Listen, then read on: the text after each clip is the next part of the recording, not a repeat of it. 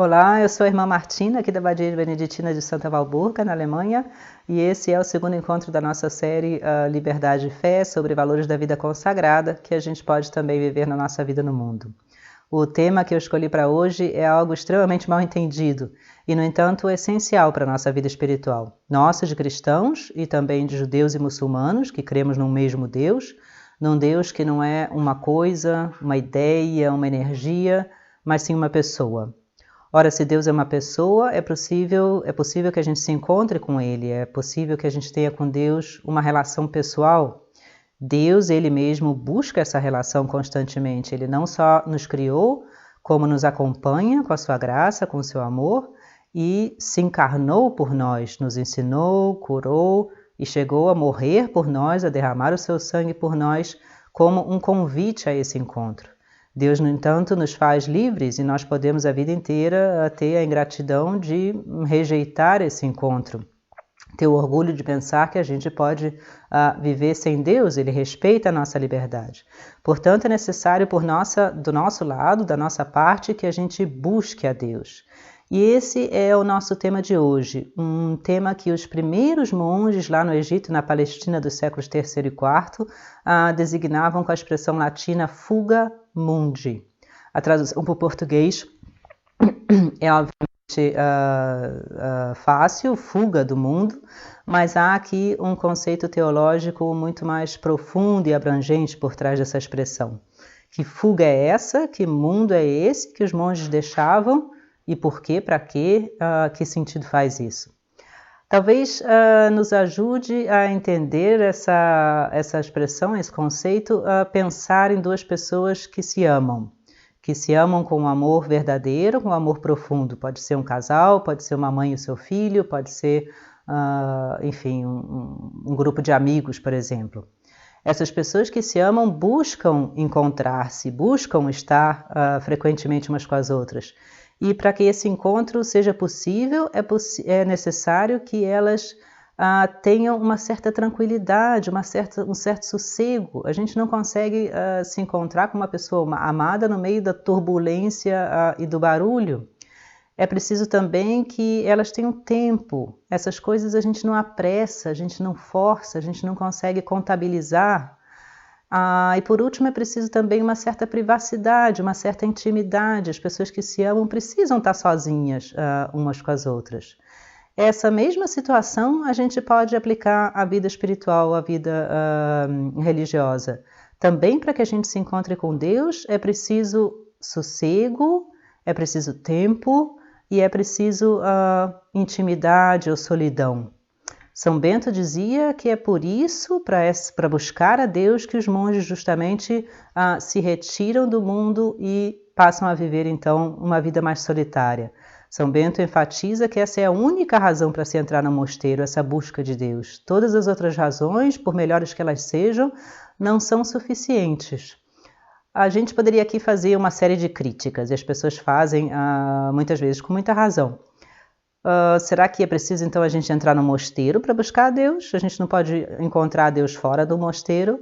E essa vida monástica não é um escapismo, não é um medo de viver no mundo? Por outro lado, não é uma indiferença com o que acontece ao nosso redor? E pior ainda, não é uma falta de amor ao próximo? Como é que a gente pode ser cristão e viver isolado e viver numa clausura? A gente que vive no mosteiro muitas vezes encontra pessoas que vêm visitar a gente e que depois de um tempo comentam muito espantadas: nossa, vocês são pessoas normais, olha, vocês riem, brincam, são pessoas livres, participam, sabem o que está acontecendo na política, na sociedade.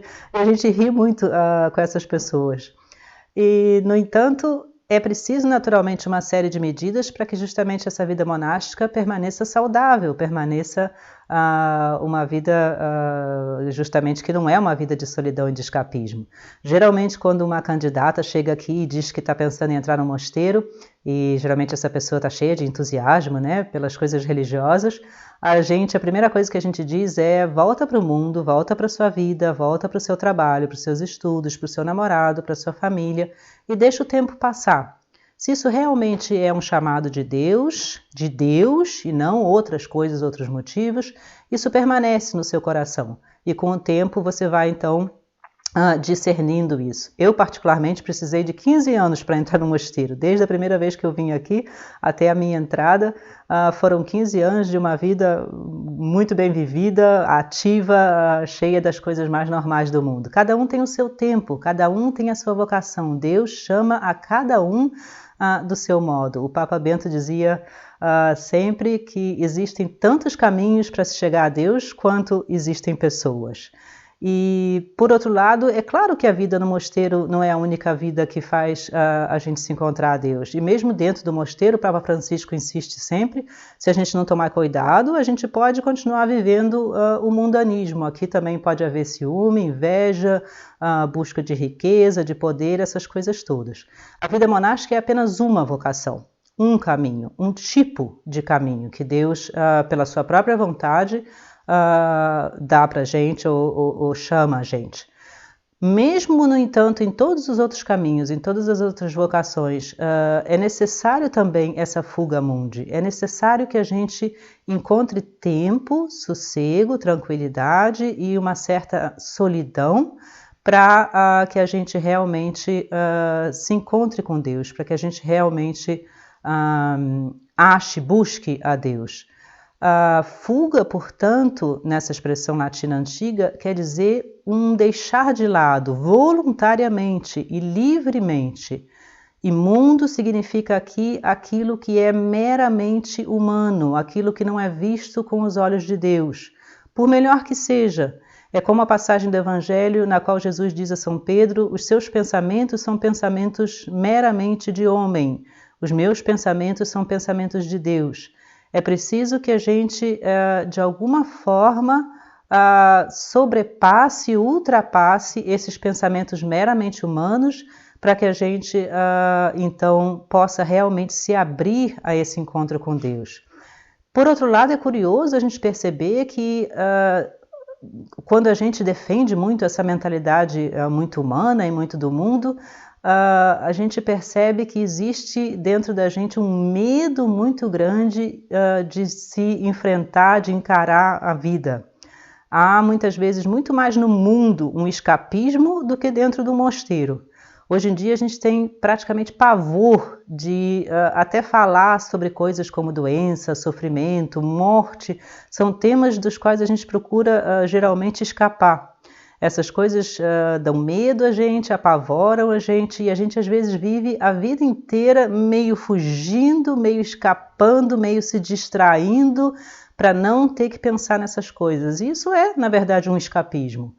A gente tem também muito medo de se encontrar consigo mesmo. Isso é natural, faz parte da natureza humana. E mais medo ainda, às vezes, de se encontrar com Deus. Se Deus é luz, nessa luz a gente vê muito melhor as nossas sujeiras, as nossas imperfeições.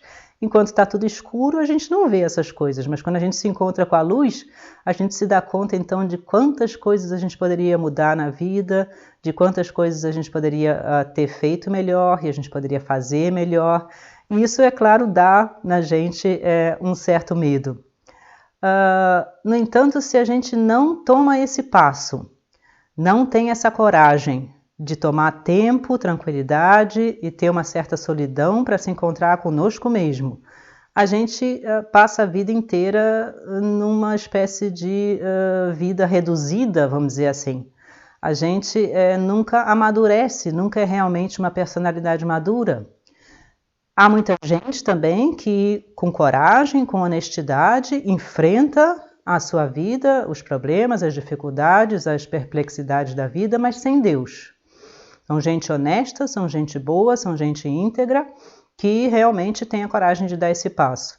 No entanto, a consequência disso é geralmente um sentimento muito grande de quase desespero. Porque a gente repara que a gente sozinho não consegue lidar com todas as coisas da vida. A vida se torna pesada demais. Por mais que a gente tenha boas intenções, por mais que a gente se esforce, às vezes nosso esforço é tremendo, as coisas sempre acabam dando não exatamente como a gente esperava, sempre há decepções, sempre há frustrações.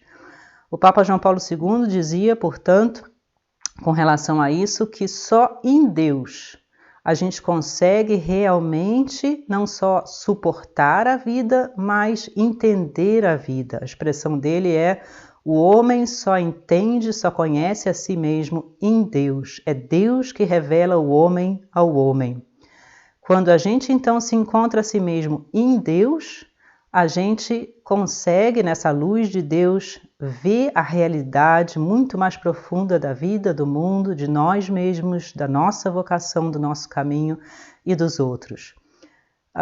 Por outro lado, a partir do momento imediatamente, quando a gente se abre a Deus, quando a gente tem a coragem de dar esse passo, seja onde for, seja como for, de se abrir a Deus, a gente vê imediatamente que em Deus só há amor, misericórdia, paz, compreensão.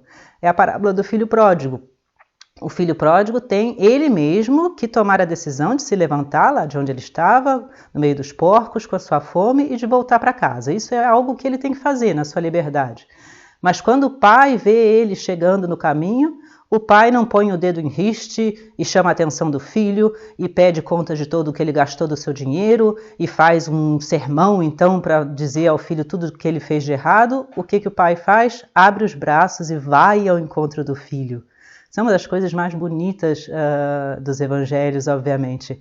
Essa imensa caridade, esse imenso amor de Deus por nós. O que o filho recebe do pai não é crítica, não é bronca, mas uma sandália nova para os pés, um anel novo para as mãos, um banquete e uma alegria imensa.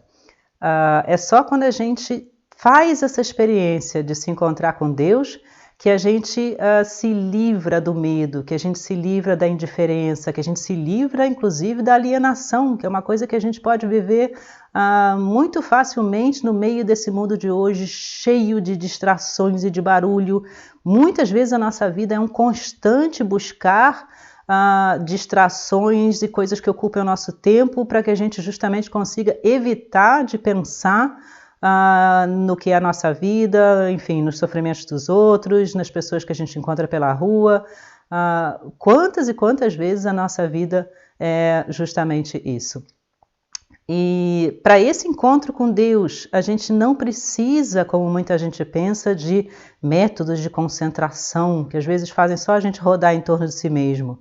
Nem a gente precisa de coisas esquisitas, estranhas, que às vezes nada mais são do que orgulho, pôr a gente em primeiro lugar.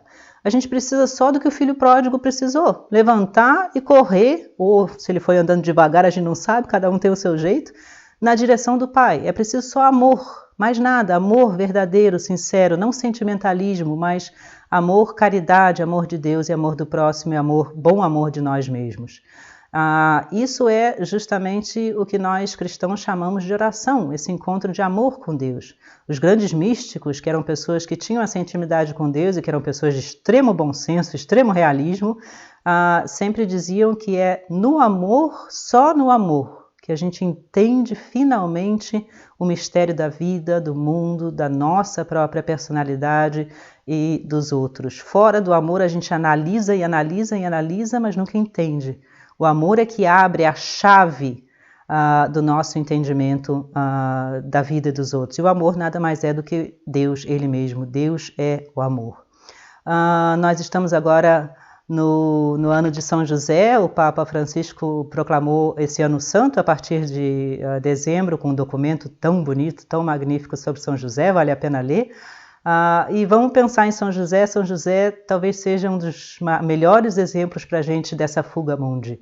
Um homem, um trabalhador, um realista, um homem que certamente conheceu de perto a pobreza, a situação política difícil do seu tempo, um homem como todos os homens normais que vivia sua vida no mundo e, no entanto, conhecido por nós como o homem do silêncio. Esse silêncio de São José mostra justamente essa sua disponibilidade de fugir, por assim dizer, daquilo que é meramente humano, meramente superficial e se abrir àquilo que Deus pedia dele, que Deus falava a ele, e assim descobrir a sua vocação, a vocação da sua vida, e ser para a gente tão fundamental no processo da nossa própria salvação.